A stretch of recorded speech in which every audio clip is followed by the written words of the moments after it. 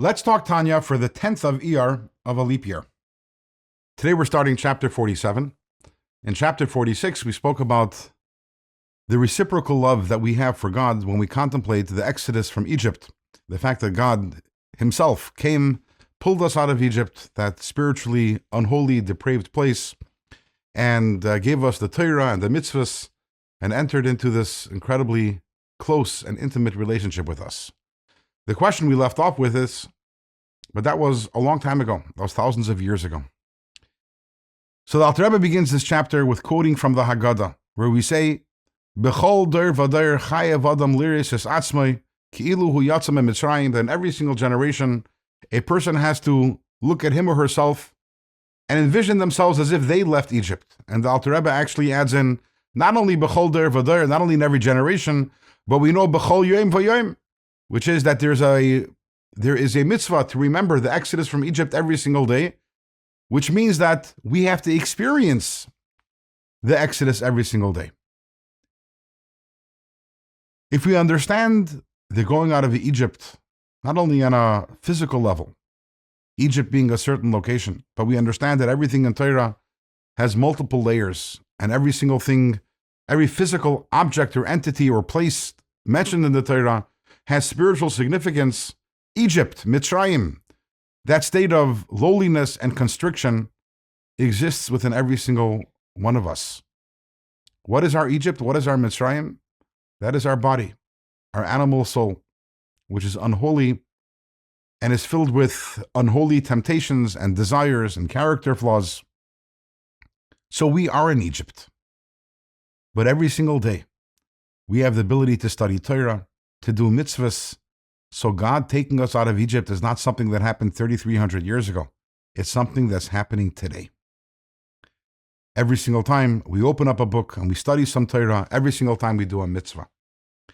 Although this happens every time we learn Torah or do a mitzvah, when during the day do we focus on that? The time when we focus on this is during the Shema. When we say Shema Yisrael, Hashem Elokeinu Hashem Echad, Hear, O Israel, God is our God. Hashem Elokeinu, God is our God, as we mentioned in the last chapter. Just like Elokei Avraham, Elokei Yitzchak, Elokei Yaakov. Just like God had this incredible special relationship with Avraham, Yitzchak, and Yaakov, he was their God. When we say Shema, we focus on the same thing. Hashem Elokeinu, this is our God. When I do a mitzvah, when I study Torah, it's my God. I am connected. I am united with God. I am married to God. I am as holy as God. And in a way, actually, our experience is even more special than that of Avraham, Yitzchak, and Yaakov, for a simple reason. Our patriarchs, Avraham, Yitzchak, and Yaakov, how did they attain the status of Elokei Avraham, Elokei Yitzchak, and Elokei Yaakov? How did they get this special relationship with God? It's because they were very special people, and they served God with incredible intensity and incredible passion. They earned it. We earned nothing. It's a gift that God has given us, every single one of us. The Torah and the mitzvahs and the ability to connect to God in this incredible way is a gift. And that is a reason to react with incredible love back to God. With this, the Alter Rebbe explains something interesting. We know the Shema is made up of three passages. There's the first passage, Shema and V'ahavta. That's the first passage. The second passage is V'hoya im Shemaya. And the third passage is Vayomer. Now, the first two passages are on the same theme, the same topic. They're part of the mitzvah of saying Shema. The third passage, Vayomer, which talks about tzitzis, actually is not part of the mitzvah of Shema. We say it to satisfy a separate mitzvah altogether, which is that we have to remember the going out of Egypt every morning and every night. So we say Shema every morning and every night. So the third passage of Shema, which concludes with the words, Ani Hashem Elokeichem asher hitzesi eschem eretz Mitzrayim, I'm your God who took you out of Egypt. By saying that, we satisfy the mitzvah of remembering the going out of Egypt every morning and every night. But the question is, why is that connected to Shema? It's a separate mitzvah. There's one mitzvah to say Shema. There's another mitzvah to remember the going out of Egypt. Why are those two lumped together? But now we understand. Actually, The Shema and the going out of Egypt is the same concept, the same idea. Shema Yisrael, Hashem Elokeinu, Hashem Echad. Hashem Elokeinu, God is our God. God pulled us out of Egypt. He pulls us out of our mundaneness, out of our meaninglessness, out of our coarseness, and He becomes our God. That is the essence of leaving Egypt.